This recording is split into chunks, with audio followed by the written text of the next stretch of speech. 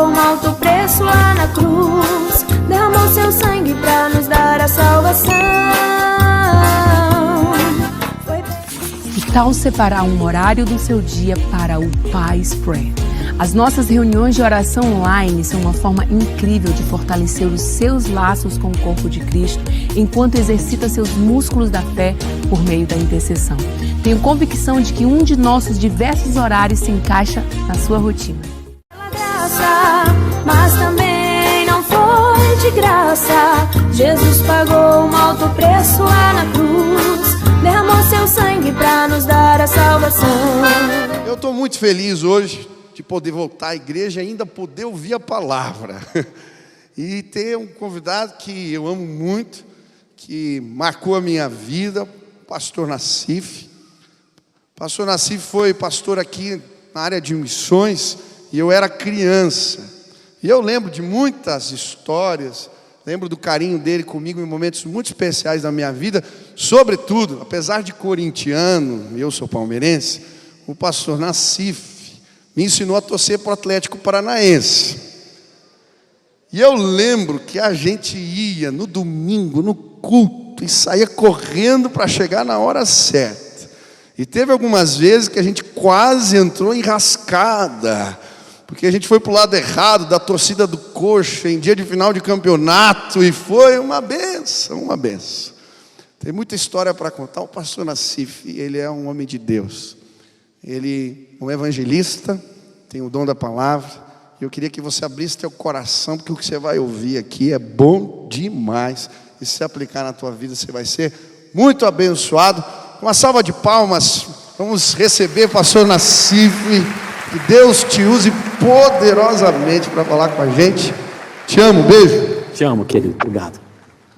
Aleluia. Queima meu filme, ficar contando essas coisas. Gente, eu levava o filho do pastor no estádio, assistia Atletiquinho do Paraná e Coxa. As pessoas perguntam: por que você escolheu ser atlético? Para melhorar minha vida de oração. E aí, não é que a gente orou muito. Final do campeonato, 2-0 para o Atletiquinho, em cima dos coxa branca. Aí eu falei: Michel, tá lotado esse negócio, nós vamos perder o culto, seu pai vai me matar. Vamos fazer o seguinte, vamos sair 10 minutos antes. Coxa não vira mais isso. Falei: boa ideia. Saímos. Só que a torcida do Coxa, frustrada, decepcionada, triste, ou seja, normal, já tinha saído. E quando a gente saiu dentro do carro, os dois anjos de Deus vestidos de atleticano. O pessoal do Coxa viu, falou: é demônio. E gente, ali minha vida de oração melhorou muito. E eu lembro que eu orei assim: Senhor, pode me matar, mas preserva o filho do pastor. Que se ele morrer, o pastor vai me matar. Então mate-me o Senhor. Eu lembro. Deus me perdoe. Olha, gente, eu trouxe uns livros aqui para você ler e comprar, evidentemente. Esse livro aqui é um xodó meu, eu gosto muito desse livro. Se ele entrar lá em casa, todas as casas que o Senhor Jesus Cristo entrou, ele entrou, impactou e transformou aquelas vidas para sempre. Um livro escrito para quem não gosta de ler, porque as páginas estão em branco?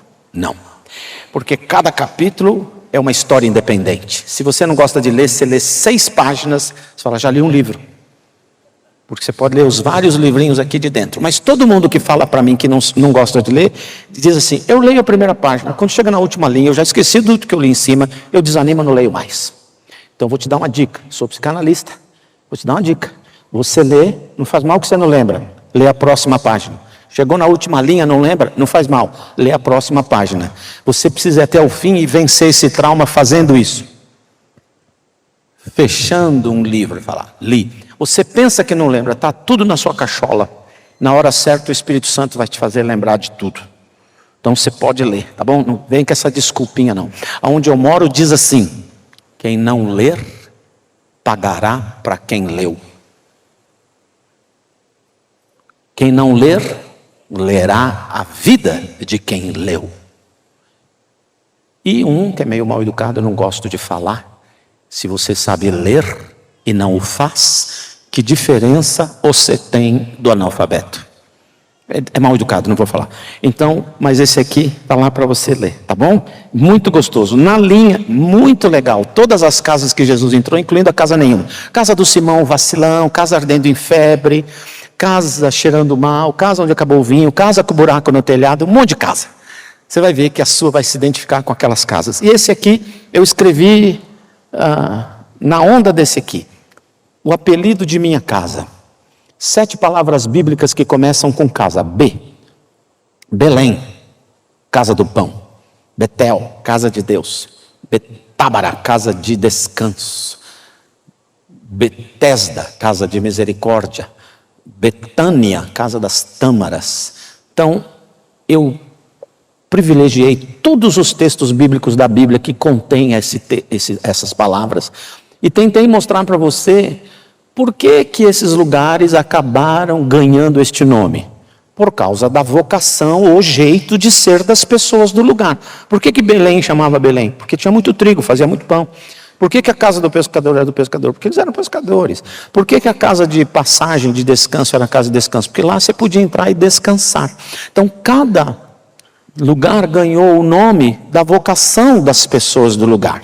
E esse livro vai fazer muitas perguntas para você. E algumas delas, por exemplo, se a sua vizinhança olha para a sua casa, que apelido eles dão para a sua casa? Casa dos crentes? Casa dos barraqueiros, crente? Casa dos crentes de cara feia para todo mundo? Qual é o apelido que eles vão dar para a sua casa? Mais importante do que a vizinhança, que apelido os seus filhos dão à sua casa? Casa do pai que mente. Casa do pai que promete e não cumpre. Casa da mãe indiferente. Casa da mãe ocupada demais para ver o que eu preciso. Qual é o apelido que os seus filhos vão dar à sua própria casa? Esse livro é uma inspiração para que a sua casa se torne como estas casas aqui. E, se você tomar a decisão de transformar a sua casa numa destas casas, uma dica: não tente mudar o outro. Entre 2 pessoas, você só pode mudar uma delas, você mesmo. Se você quer mudanças na sua casa, essas mudanças começarão por você. Amém? Então, depois você compra lá esse livro. Aí eu escrevi um, que chama Sorrir Outra Vez, um livro sobre luto. Por que chama Sorrir Outra Vez? 2 razões. A primeira vez que eu dei uma gargalhada depois que meu filho partiu para a eternidade, eu dei uma gargalhada, minha cabeça falou assim para mim: que? Já está rindo?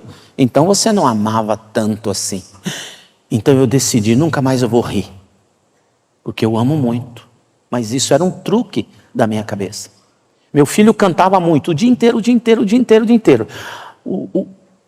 O silêncio da voz dele dói no meu ouvido. E ele cantava sempre lá no primeiro banco, ele dançava, ele era meio penteca. Para lá, para cá, para lá e para cá. E então é tão difícil você estar ali. Então eu falei, sabe, eu também não aguento cantar mais. Ele cantava muito, falei, não vou cantar mais também. Resolvi não sorrir e nem cantar. Um dia eu fui pregar numa igreja episcopal na cidade de Orlando. Uma igreja que tinha aproximadamente 28 pessoas. E o padre lá, o pastor que usa batina, ele estava dirigindo o louvor, e o povo não estava cantando. Ele falou: por que vocês não estão cantando? Por que vocês não estão cantando? Por que vocês não estão cantando? Vocês estão cantando ao Senhor, aquele que morreu, ressuscitou por nossa causa, aquele que nos está nos levando para o céu. Como que você não está louvando? Aí ele ficou bravo e falou: você quer saber de uma coisa? Se você não louvar, Deus continuará sendo Deus. Quem vai perder é você. Aí minha esposa me cotovelou e falou assim: meu amor, você entendeu ou quer que eu desenho? Aí eu voltei a cantar e voltei a sorrir. E a segunda razão porque ele chama Sorrir Outra Vez, porque o rei Davi, depois que perdeu um filho, mais tarde escreve um salmo e tem uma frase maravilhosa. Ele diz: Senhor, depois de ter me esmagados os ossos, porque é assim que a gente se sente, me darias de novo a chance de sorrir outra vez? E esse livro quer anunciar para você: depois que você perde alguém, você nunca mais será o mesmo, mas conseguirá viver tenho certeza. Então esse livro está lá para você. E esse último é o livro do Rafa. Muitos já têm esse livro aqui. Esse livro tem algumas características muito interessantes. Por exemplo, ele está hoje em português, inglês, espanhol, francês, italiano e está sendo traduzido para o alemão. Todo mundo que lê esse livro diz que não para de rir até começar a chorar e não para de chorar. Eu não tenho a continuação do depois de chorar. Estou pensando em escrever para o povo parar de chorar. Mas esse livro conta a história do Rafa, o cara que sabia viver. Um levita, cantava o dia inteiro, era muito feliz, gostava de uma boa comida, era feliz pra caramba. Outro dia convidou, Rafa, vamos jantar, vamos. O que você quer comer, Rafa? Ele disse, muito. Simples assim. Então ele era um cantor, ele era um levita e ele tinha muitas coisas. Uma vez Rafa e eu estávamos no Atletiquinho do Paraná, as pessoas falaram, Nassif, o Atletiquinho está ruim, precisa contratar. Não, eu preciso voltar a morar em Curitiba, porque eu ficava atrás do gol orando o jogo inteiro. Era eu. E eu estava lá com o Rafinha, Atletiquinho do Paraná contra o Internacional. O Atletiquinho tinha que ganhar de qualquer jeito, senão ia para a Série B do Campeonato Brasileiro. Muitas pessoas nessa sala entendem esse tipo de dor. Um irmão falou para mim que é santista, está aí sofrendo essa humilhação. Não é humilhação, é um treinamento. E ele disse, a Bíblia é clara, pastor, sede santos como eu sou santo. Esqueceu do Salmo. Formosa é aos olhos do Senhor a morte dos seus santos. Mas o Atletiquinho não podia perder. Estava apanhando 2-0 no primeiro tempo. E um cara do meu lado que fumava sem parar, acendia um no outro, e o Rafa do lado de cá, ele me chamava Palinho, o cara está fumando. Eu falei, Rafa, deixa o cara, ele está nervoso, problema dele. O cara acende outro, Palinho, o cara está fumando. Eu falei, Rafa, deixa o cara, se ele ficar bravo comigo, eu vou ter que ficar bravo com você. E o cara acende outro, Palinho, o cara está falando, Rafa, se o cara bater em mim, eu vou bater em você. E aí o cara acende outro, Rafa, Palinho, o cara está fumando. Eu falei, Rafa, eu apelei mesmo. Eu falei, Rafa, se esse cara brigar comigo, não tem sanduíche no intervalo. Eu falei, agora ele vai ficar quieto. Porque eu estava morrendo de medo do cara aqui. Dali a pouco o cara me acende outro, eu disfarcei que não vi, mas fiquei olhando de rabo de olho. O Rafa olhava para mim, viu que eu não fiz nada. Ele deitou nas minhas pernas, empurrou a perna do cara e falou, fumar causa impotência sexual. Ele viu na televisão. Eu só fechei o olho e esperei aquele soco bater aqui. Eu já vi pela fé, a minha cabeça rolando 4 torcedores para lá. Mas aí o cara riu. Quando ele riu, minha fé voltou.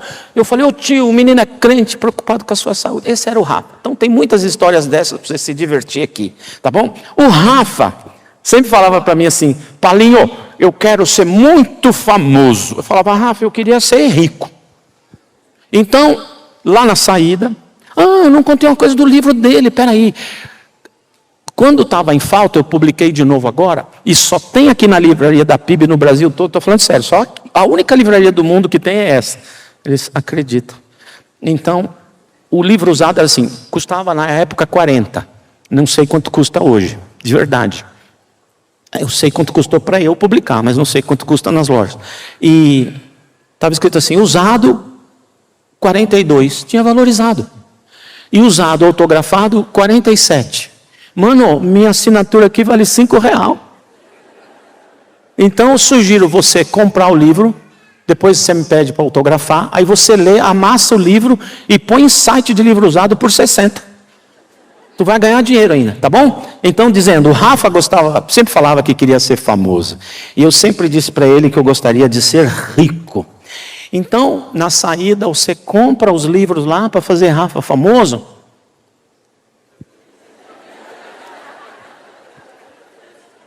E se você tiver paciência, eu não tenho problema nenhum de ficar até mais tarde. Se você tem paciência, eu assino o livro para você com a maior alegria, tá bom? Amém? Abre sua Bíblia, a palavra de Deus, em Marcos capítulo 4. É um livro que eu já andei pesquisando, fiz uma séria pesquisa, e realmente esse livro existe na maioria das Bíblias, Então você deve encontrar o Evangelho de Marcos, capítulo 4, versículo 35. Quem achou, fala amém. Quantas Bíblias de papel? Ih, vamos perder. Quantas Bíblias eletrônicas? Levanta as eletrônicas aí. Ah, perdemos. Os velhos perderam. Uma dica para você da Bíblia eletrônica. Compra uma de papel. Como é que o povo fala aí de backup? Compra uma aí de reserva, porque não sei não, do jeito que as coisas vão, daqui a pouco tira a internet da gente. Eu ouvi dizer que o menino da Tesla, o Elon Musk, 68% dos satélites de internet que estão lá em cima é dele. Os países compram dele. E se ele tiver dor de barriga? Então é melhor ter uma de papel. Muito bem. Marcos capítulo 4, versículo 35, na minha tradução que é NVI, diz assim: naquele dia, ao anoitecer, disse ele aos seus discípulos: vamos para o outro lado. Deixando a multidão, eles o levaram no barco assim como estava. Outros barcos também o acompanhavam. Levantou-se um forte vendaval e as ondas se lançavam sobre o barco, de forma que este foi se enchendo de água. Jesus estava na polpa, dormindo com a cabeça sobre um travesseiro certamente encharcado.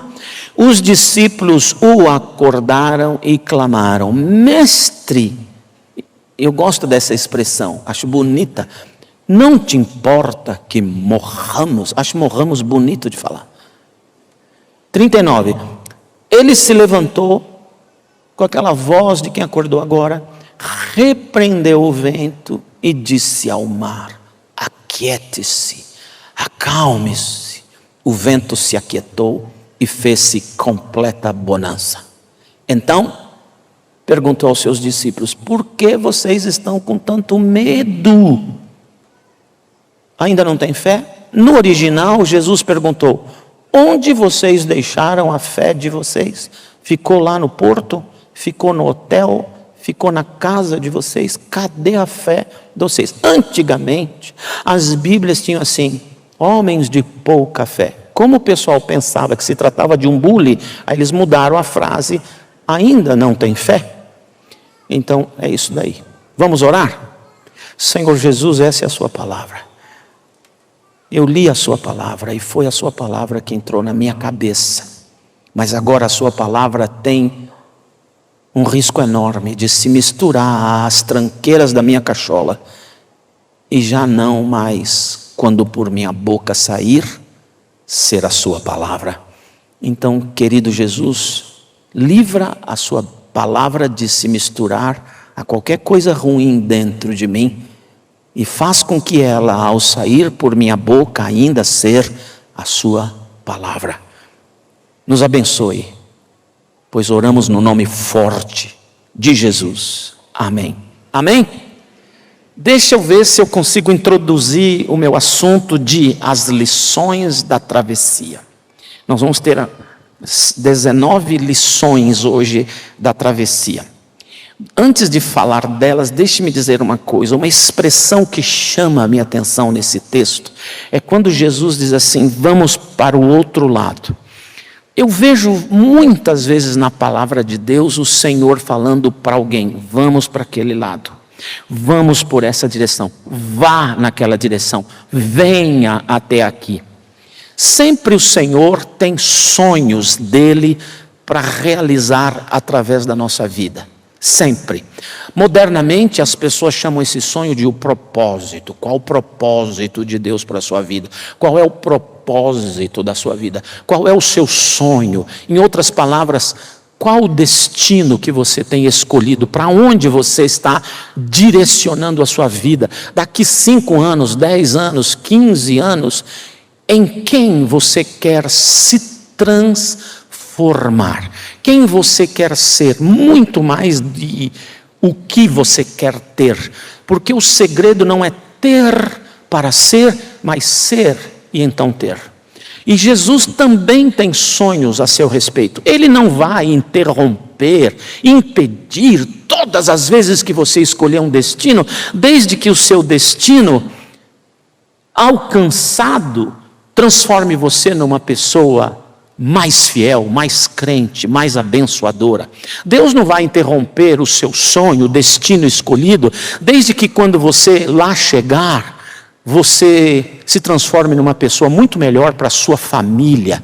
Deus não vai interromper os seus destinos se quando você chegar no seu destino, porque você o alcançou, você se tornou o melhor servo de Deus para esse planeta. Deus não vai interromper o seu destino se quando você alcançar o seu destino, esse seu destino dará muitas glórias a Deus. Em outras palavras, fará Jesus mais famoso no planeta. E Ele tem sonhos para você. E nesse trecho da palavra, o Senhor Jesus tem sonho para os seus discípulos e para Ele e para o menino que está do outro lado. Quando ele diz em Marcos 4, vamos para o outro lado, nós não sabemos para onde ele apontou o dedo. Mas quando a gente começa a ler o capítulo 5, a gente sabe que ele apontou o dedo para a cidade de Gadara. Vamos para o outro lado do lago ou mar da Galileia para chegarmos em Gadara. Porque Jesus não explicou tudo para os discípulos e quase sempre ele não explica todos os detalhes do que ele quer fazer com a nossa vida quando lá chegarmos e nem da travessia. Ele simplesmente orienta, vamos para aquele lado. Jesus sabia que tinha um menino possesso de pelo menos 2.000 demônios e quando saem do menino vão entrar nos porcos.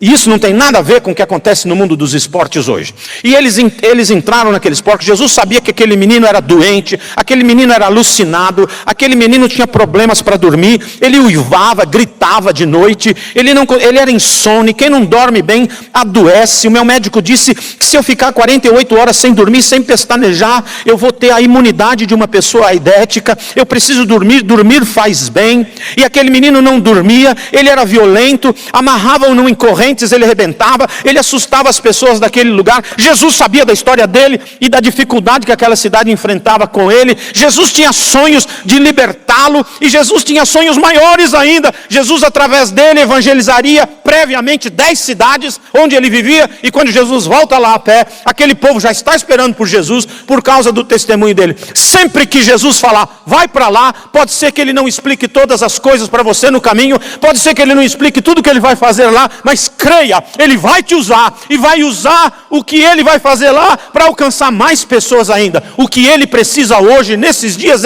eu tenho nessa igreja uma pessoa que diz para mim, eu topo ir na direção que você me mandar. Porque nós precisamos hoje de andarmos, de navegarmos, de colocarmos o barquinho da nossa existência em águas orientadas por ele, porque aí vai dar certo. Fala amém. Puxa, obrigado, eu estava quase desmaiando já. Nenhum amém. Vai dar certo. Vai dar certo. Mas eu preciso mostrar para você alguma coisa importante. Jesus tem um sonho de chegar lá, em Gadara. Ele sabe o que ele tem que fazer em Gadara. Ele sabe o que vai acontecer com a conversão daquele menino. Ele sabe que isso é importante para a estratégia dele de alcançar aquela região. Jesus sabe tudo isso. Mas ele não diz nada para os discípulos, porque necessariamente ele não tem que ficar dando explicaçõezinhas para nós. Não tem crente VIP. Sabe o que é VIP? A very important person. Não tem isso. Nós é barro, mano. Tudo é barro. Ele só dá ordens para o barro e pronto. Então ele falou, vamos para lá. Agora, ele sabe que para chegar em Gadara, ele precisa navegar por certas águas e ele sabe o que ele vai enfrentar no meio da viagem. Os discípulos necessariamente não. Então deixa eu dizer uma coisa para você. Quando o Senhor te der uma orientação clara, vá! Não quer dizer que vai ser tudo bem no caminho. Uma vez ele disse para o povo que estava aprisionado, escravos 400 anos no Egito, e antigamente, quando uma pessoa livre virava escravo, não tinha como desvirar. Era irreversível na maioria dos casos. Um caso raro ou outro. Mas ele promete, eu vou reverter a situação. Vocês hoje eram livres, viraram escravos. Eu vou libertá-los de novo e vou levá-los para lá. Aqui vocês são escravos. Mas eu vou levar vocês aqui para serem donos da terra. Você talvez tenha me ouvido, mas não viu. Eu vou mostrar de novo. Não tem problema, vou emagrecer hoje. Aqui, ó. Você é escravo, mas eu vou libertar você. E vou mudar você de nível.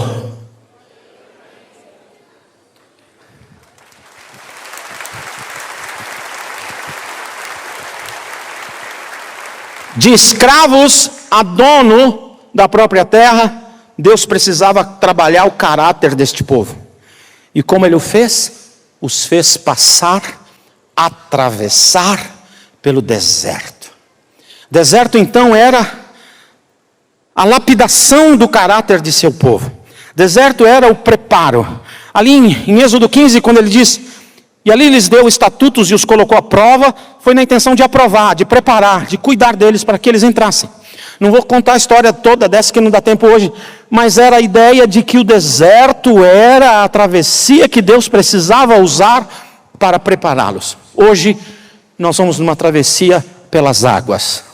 A travessia era importante para Jesus, para ensinar lições aos seus discípulos. Primeira lição da travessia: a obediência não isenta você do enfrentamento de tempestade. Pode falar, por que é mesmo?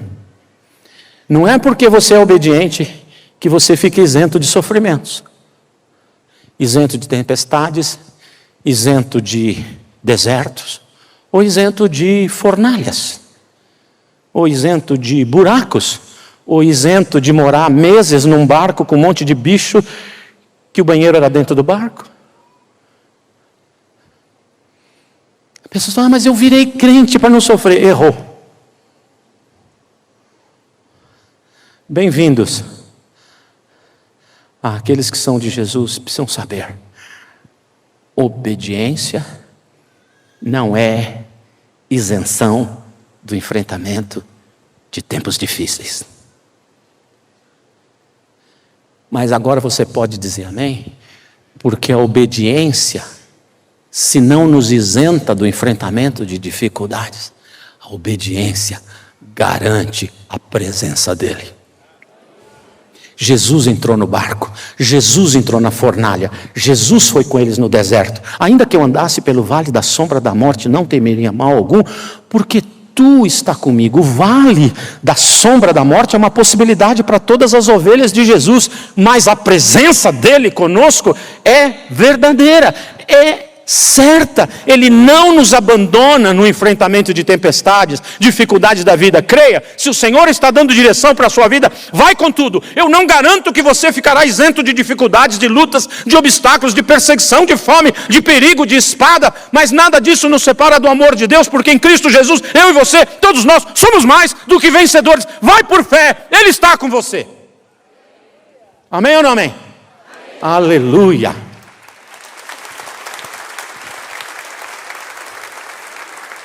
Acabou meu tempo? Obrigado. Obrigado, eu estava precisando.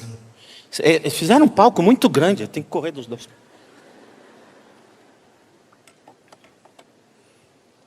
Segunda lição da travessia. O Senhor tem te convidado a um rumo? Segunda lição. Segunda lição da travessia. A obediência muda a minha maneira de interpretar as dificuldades ao meu redor. Deixe-me dizer uma coisa para você. Eu acredito que o abecedário do crente não é A, B, C, D, F, G, H, Z. Eu acredito que o abecedário do crente é O, B, D, C. Quando você obedece, você não só garante a presença, mas em segundo lugar, quando você está em águas da obediência, navegando com o barco da sua vida em águas orientadas pelo Senhor, a sua perspectiva, a sua interpretação dos fatos ao seu redor muda. Deixa eu falar do desobediente. Se você está navegando com o barco da sua vida em águas da desobediência, tipo assim, o nosso irmão Jonas. Lembra de Jonas? Jonas, quando chegar lá no céu, é um dos caras que eu quero ter umas horas de bate-papo num café. Gosto dele demais. Um dos meninos mais corajosos da Escritura Sagrada é o tal do Jonas. Era burro, mas ele era muito inteligente. Como é que pode, né? Então, porque ele conhecia Deus com uma intimidade tão grande que ele sabia que desobedecê-lo arrumaria encrenca. Mesmo assim, ele desobedeceu. Deus disse para o Jonas: Jonas, entra no barco e navega por estas águas naquela direção. Não vou, e ainda vou para o outro lado. E foi. É muito corajoso. O que aconteceu com Jonas? Deus precisou despertá-lo desse afastamento de Deus, desse raiva de Deus, desse ódio de Deus que me tira do meu conforto. Eu morava no palácio, eu sou profeta no palácio, que negócio de barco, eu tenho enjoo, tenho labirintite, eu não quero, e eu odeio aquele povo que ele falou para ir lá, eu quero que eles morriam tudo. Jonas tinha um povo que ele queria morto. Eu tenho algumas pessoas que eu tenho pedido a Deus para matar logo. Tem uns que eu pensei que Deus ia resolver a minha vida em 6 meses, ia matar o cara. Tá aí, está durando ainda. Mas o problema de você ter uma listinha de quem você quer que morre, não é problema. O problema é saber que eu estou na listinha de muita gente. Então Jonas não gostava, e ele resolveu desobedecer. Quando ele desobedece, Deus joga uma tempestade em cima dele para despertá-lo. O problema é que a tempestade foi muita. Caiu na cabeça dele, caiu na cabeça dos tripulantes, caiu na cabeça dos passageiros e caiu na cabeça dos barquinhos em volta. Quando você está em desobediência, pode ser que essa desobediência atraia uma tranqueirada de problemas na sua testa e vai espirrar na testa de pessoas que não tem nada a ver com isso. Quando eu estou em desobediência, eu posso atrair complicação. Filho pródigo. Filho pródigo quer dizer irmã que gasta no cartão de crédito. Isso quer dizer filho pródigo. Pródigo quer dizer gastador inconsequente. Pródigo não é prodigioso, é gastador. Tem irmãos e irmãs modernas que são interessantes, engraçados. Eles compram o que não precisam, com dinheiro que não tem, para mostrar às pessoas que eles odeiam aquilo que eles não são. Mas é uma outra história, um dia a gente fala sobre isso. O filho pródigo, ele desobedece porque ele prefere sair da casa do pai e viver a própria vida. O que o pai faz? O pai começa a permitir coincidências. Coincidências são ações de Deus onde ele prefere ficar no anonimato. Aí ele vai embora. Primeira coisa que acontece, acaba a grana. Longe da casa do pai, as bênçãos acabam. Segundo, teve miséria e fome na cidade onde ele estava. Atrás tranqueira para quem não tem nada a ver com o seu problema. Terceiro, vai arrumar emprego de porqueiro. Pegar bola no estádio. Não, é outra coisa. Vai arrumar emprego de porqueiro. Vai ficar humilhado. Vai se sentir o pior dos piores, o zero à esquerda. Por quê? Resolveu desobedecer. Sempre que eu desobedeço, eu atraio tranqueiras ruins para a minha vida, que espirrarão na vida dos outros. Então, quando eu estou em desobediência, a primeira coisa que eu posso sentir é sentir-me culpado. Fui eu. Eu sei que está tudo ruim para o meu lado, porque eu estou em desobediência, e agora o diabo está deitando e rolando na minha vida. Não. Teologia errada. Quando você está em desobediência e é filho, quem está deitando e enrolando na sua vida é Jesus. É Ele que está batendo no você. O diabo quer que você fique aí mesmo. Por que ele vai bater? Você acha que o diabo virou sócio do Espírito Santo? Menino, você está em desobediência, eu vou te dar uma surra para você aprender. Não. Quem vai dar surra é o Senhor. Mas você vai se sentir culpado. Segundo, você vai se sentir responsável pela desgraceira toda que está acontecendo à sua volta. Terceiro, você fica com medo de assombração. Quando você está em desobediência, qualquer coisa te assusta. Tudo te assusta por causa da maldita desobediência. Desobediência rouba o seu bem-estar, rouba o seu bom humor, rouba a sua paz interior, te joga para a depressão, para o medo, para o pânico, para a ansiedade, tudo porque você, no fundo, sabe que você está desobedecendo. Mas o que acontece com o obediente? Quando você está navegando nas águas da obediência, a perspectiva muda. Eu não olho mais para as coisas como consequências da minha desobediência. Eu olho para as coisas, por exemplo, provações que vieram sobre a minha vida para testar se eu quero chegar do outro lado. E eu vou enfrentar isso e eu vou passar por isso. Eu olho as dificuldades da vida como provações que estão preparando o meu caráter, me fazendo mais forte, melhorando a minha vida de oração, me aconchegando mais à minha mulher, ao meu marido, aos meus filhos, à minha família, indo mais firme na igreja, porque a coisa está aperrando, está difícil, está pegando feio, eu me apego a Deus, porque eu vou vencer essa provação, porque eu estou em obediência. Só pode ser provação. Ou porque você está em obediência, pode ser Satanás. Ele não gosta de você, não sei se você sabia. Ele não gosta dos seus filhos. Mas se eu estou em obediência e eu falo, Senhor, isso aqui é provação, eu vou fazer um teste se é provação. Eu boto o dedo em qualquer direção, eu falo para o demônio, cai fora, mané. Não, mané é linguagem de ministro, não é bom falar aqui. Cai fora, rapaz. Sai da minha vida. Show! E aí ele vai embora, as coisas acalmam. Era ele. Vê, quando eu estou em desobediência, eu me sinto culpado, eu me sinto responsável pela desgraceira que está acontecendo em volta de mim, e você é mesmo. Mas quando eu estou navegando nas águas da obediência, a minha atitude muda, a minha postura muda, não é de encolhimento e medo, mas de peito aberto, dedo para frente, falando, Deus, eu vou ficar mais firme ainda com o Senhor, e Satanás, dá no pé. Porque você está em águas de obediência, você tem autoridade espiritual. Entendeu isso? Amém ou não amém? Próxima lição, e só depois mais uma. Dúzia.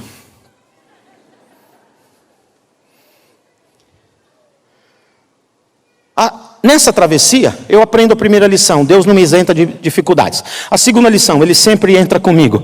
A terceira lição, muda a perspectiva das situações ao meu redor, quando eu ando em obediência. Quarta lição da travessia, por que o diabo me ataca? Eu já sou de Jesus, Ele está perdendo tempo. Teve uma época na minha vida que, de tempo em tempo, ele me afogava na cama. Ele sabe que eu gosto de dormir, então vou te matar, você vai dormir a eternidade. E aí ele vinha, eu perdi a voz, eu sabia que era ele. Uma vez os pés dele na minha costela me jogando da cama. E eu não conseguia reagir, não saía a minha voz. Era terrível. Aí um dia, ele estava lá de novo, me enchendo as paciências de noite. Eu falei, não faz mal que eu não consigo falar. Ele pode passar aqui dentro e ler. Então, mentalmente eu falei assim, ô bestão. Não, a Bíblia diz que ele é besta. Ô bestão, para de perder tempo comigo, porque eu não abandono a fé, nem a minha família. Se você não quer dormir, vai despertar seus demônios. Ok? Tchau. Nunca mais. Porque o demônio só atua em você quando você dá importância para ele, ou quando você não sabe quem é você em Jesus. Mas também ele ataca você porque você é o veículo que transporta Jesus a Gadara. Você é o barquinho onde Jesus entra. Você é o veículo que leva Jesus. Ele sabe que não adianta nada fazer qualquer coisa com Jesus. O máximo que ele pode fazer conosco que somos crentes, e isso vai depender da autorização dele, já eu mostro para você, é nos matar. Mas matar Jesus não tem jeito. Nós não cantamos aqui, invencível é, inigualável é, poderoso é. Ninguém te para. A perseguição não parou. Imperador Alexandre, não era Alexandre, era Nero. Nero não te parou, nada te para. Ninguém. Jesus eu não sei se essa palavra existe, mas tinha um ministro, há uns 20 e tantos anos atrás, que ele inventava a palavra. Eu acho que ele inventaria imparável, mas imparável deve existir, não deve? Bom, então o que o demônio pensa? Mateus 24, Versículo 14, está escrito: e este evangelho do reino será empregado em todas as nações. Em todas as nações. No mundo inteiro, em todas as nações. Então virá o fim. O que é o fim? O fim é o fim. É quando Satanás, seus demônios, inferno e tudo mais será destruído por toda a eternidade. Satanás sabe que a existência dele é proporcional à existência de pessoas cegas a Jesus Cristo. Foi assim lá com Nabucodonosor. Lembra do Nabucodonosor? Nabucodonosor era um cara bastante, narcisista. Mandaram ele fazer uma estátua de ouro, não era folhada nem pintada, era de ouro, de mais ou menos um prédio de 25 andares de altura, por quase 3 metros de diâmetro, uma agulha de ouro. Quando o sol da tarde batia naquilo, devia ser maravilhoso. Provavelmente tinha a cara dele, do Nabuco. E aí ele chama povos de todo mundo. Ele era imperador de aproximadamente 150, talvez 180 países do mundo naquela época. Ele chama os representantes deles todos e diz: a partir de hoje esse aqui é o Deus da terra toda, de todas as nações, povos, línguas, tribos, como está escrito lá em Daniel 3. E ele diz: quando a fanfarra tocar, quando a banda tocar, quando a orquestra tocar, todo mundo vai ajoelhar e vai adorar o novo Deus. O que era isso? A tentativa de Satanás de usar o narcisismo, a megalomania desse cara, dele imaginar que ele é Deus. Tem um cara assim esses dias aí por aí. É bom. E aí imaginava que ele era Deus.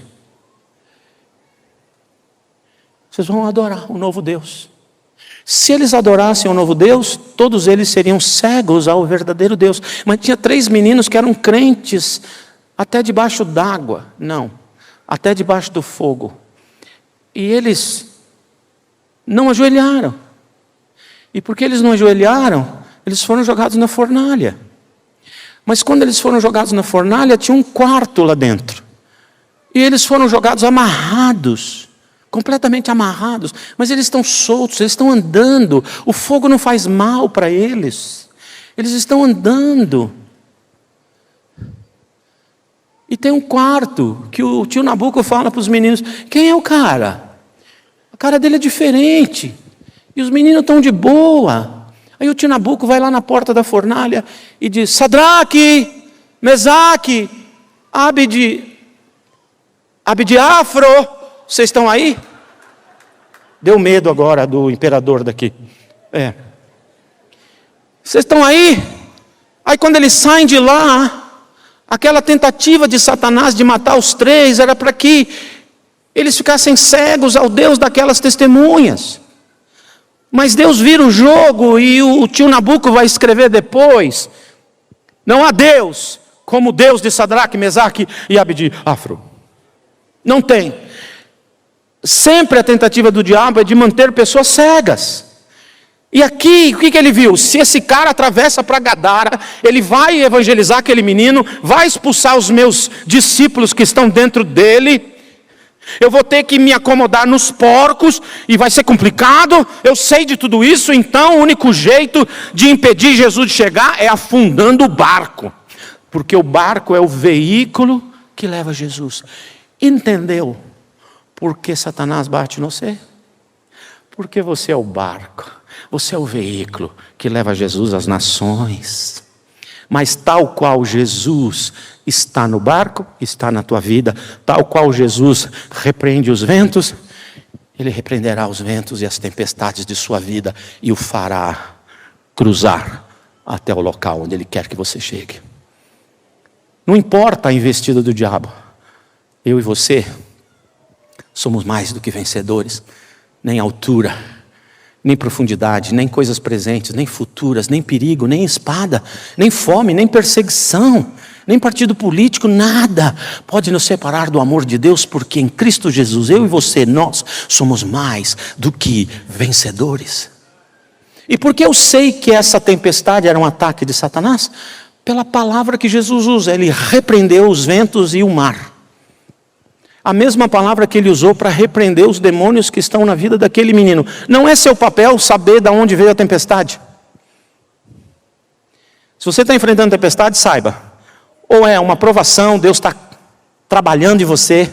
E se você achar, pensar, sentir, perceber, saber que é obra do maligno, aponta o dedo para qualquer direção e expulsa. Se a tempestade passar, era ele. Se não era, é Deus. E você continua sabendo que o seu barco cruzará aquelas águas. E esta é a última lição da travessia. O barco passou pela tempestade e chegou em Gadara. Qual é o destino escolhido da sua vida? No começo eu disse, não importa o destino que você escolheu, desde que quando lá você chegar, você é uma pessoa melhor e mais crente, você é um marido melhor, um pai melhor, uma família melhor e mais crente, você é um cidadão melhor para esta cidade e por causa de ter alcançado seus objetivos, Jesus fica mais famoso. Escolhe o seu objetivo. O propósito de Deus na sua vida não é necessariamente impedir os seus sonhos, mas é através dos seus sonhos glorificar o nome dEle. E se você tem destino, qual é o grande mal da humanidade? Nós não sabemos para onde estamos indo. A gente não tem destino, a gente não escolhe.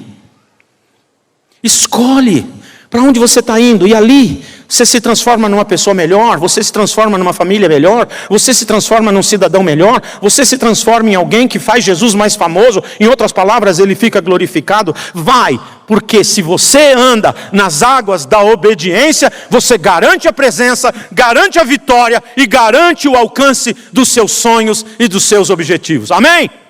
Crê nisso? Aleluia. Então agora eu quero dizer uma coisa para você. Amém. Se é para Jesus, vai com força.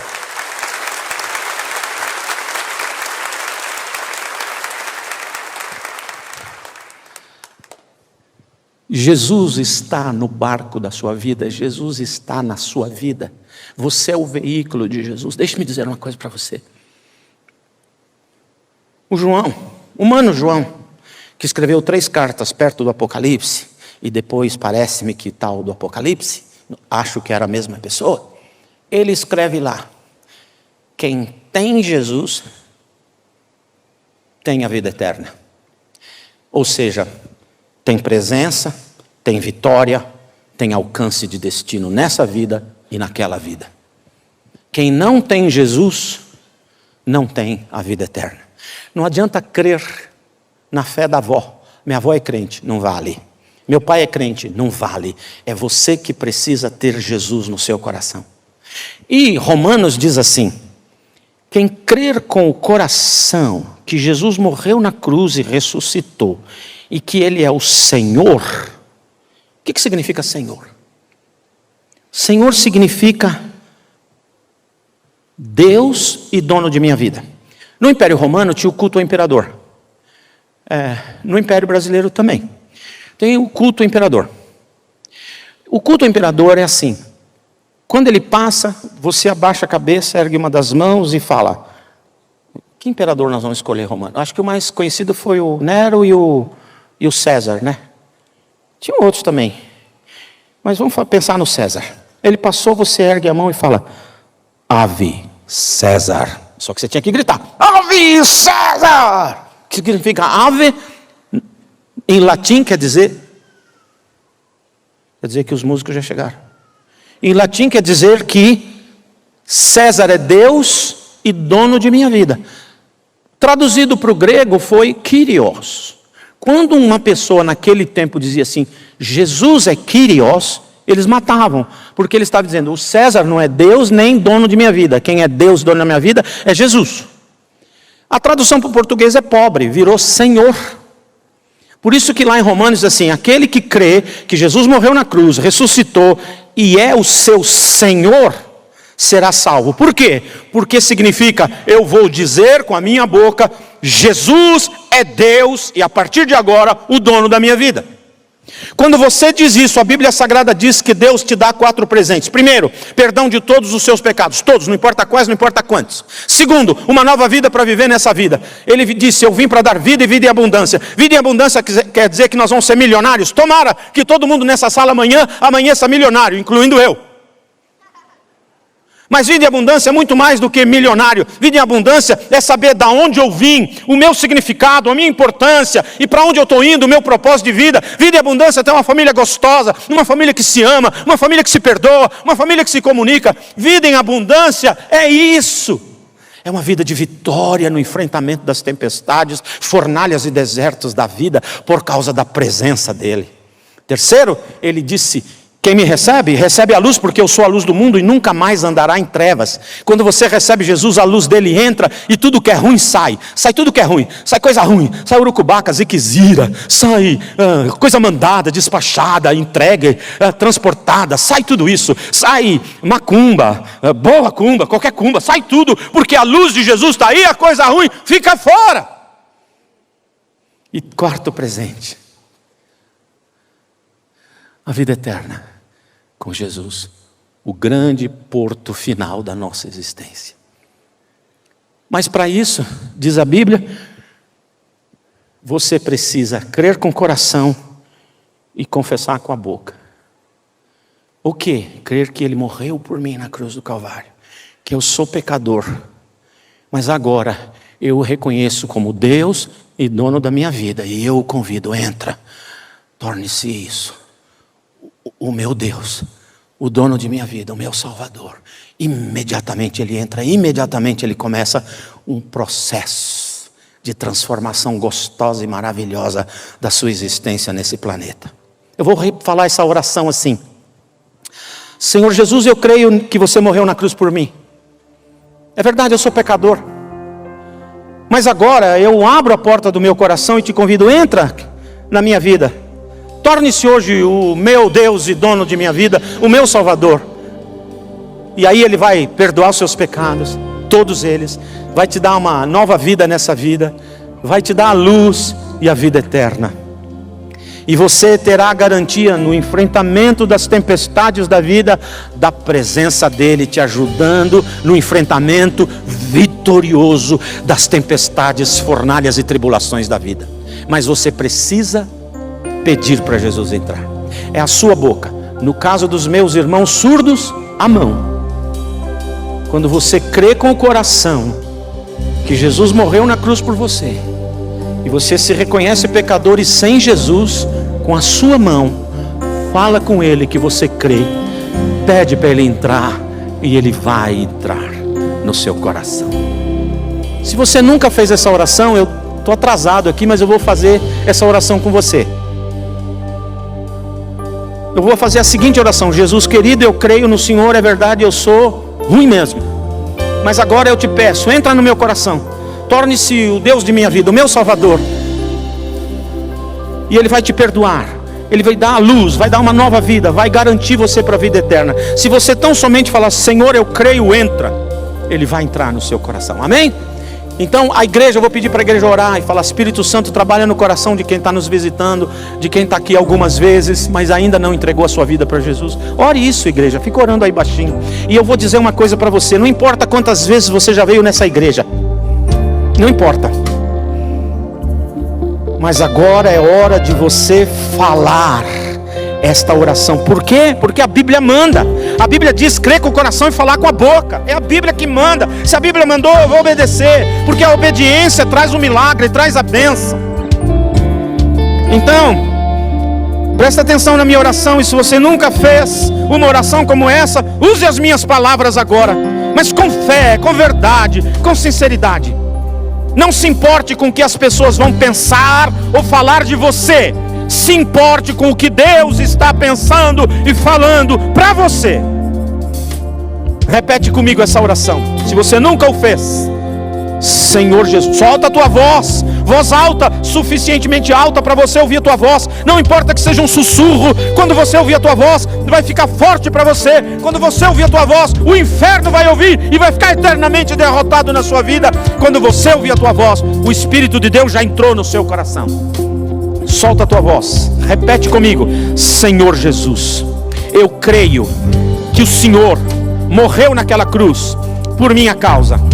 É verdade, eu sou pecador, mas agora eu abro a porta do meu coração. Jesus, entra na minha vida, torne-se hoje o meu Deus, o dono de minha vida, o meu Salvador, muito obrigado, porque o Senhor me ama e me aceita do jeito que eu sou. Amém. Amém.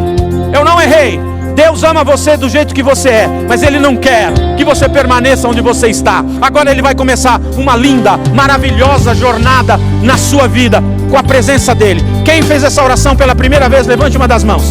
Levante uma das mãos, não tenha medo, não tenha vergonha, lá em cima. Vou fazer um desafio enorme para você. Enquanto a gente canta esse hino, sai do seu lugar. Eu quero orar com você aqui. Vem aí, sai do seu lugar. Quando o primeiro levantar, o povo venha, não tenha medo, desce de lá. Vem aqui, vamos orar juntos. Vira para o auditório aqui, gente. Acosta bem, vira para o auditório. Igreja, eis aqui os seus novos irmãos em Cristo Jesus. Aleluia. Tem vários conselheiros conversando com vocês. Esses conselheiros vão dar orientações para vocês. Eu vou orar, você não precisa repetir porque você já orou. Só tem uma coisa que eu tenho que consertar e eu não sei como. Não sei nem se tem conserto que eu vou. Eu falei para você que Jesus só entra no coração de quem pede. Você pediu, Ele entrou.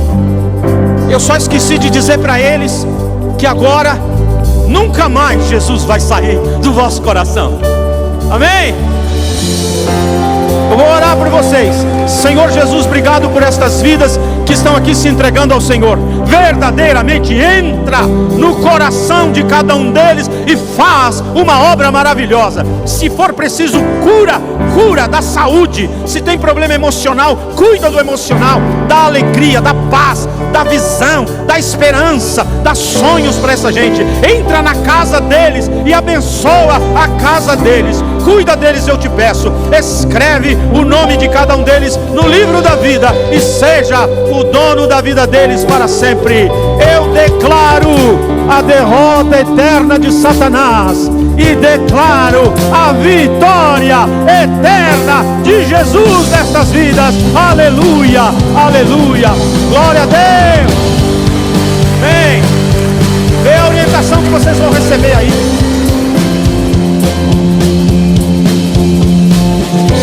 Olha aqui para mim, não sai daqui sem esse folheto. Esse folheto vai dar orientações para vocês. Por favor, Deus abençoe. Deus abençoe, prazer conhecer vocês. Deus abençoe. Aleluia. Não sai daqui sem o folheto. Gente que não tem folheto na mão, aqui ó, mais folheto, mais folheto para cá, mais folheto. Deus abençoe, Deus te abençoe, Deus te abençoe, Deus te abençoe muito poderosamente. Deus te abençoe, Deus te abençoe.